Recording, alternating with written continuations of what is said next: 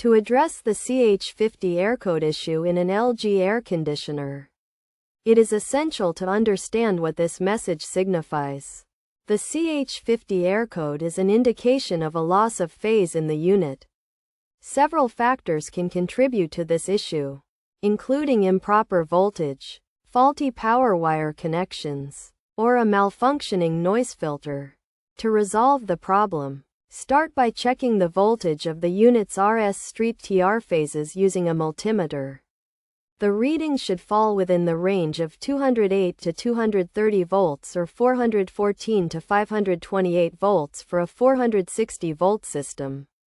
If the voltage is not within the specified range, rewiring the system may be necessary.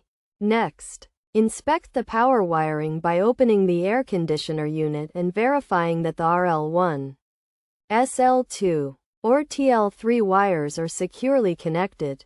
If the wires are not connected, reconnect them. However, if the issue persists after reconnection, it may be necessary to replace the wires.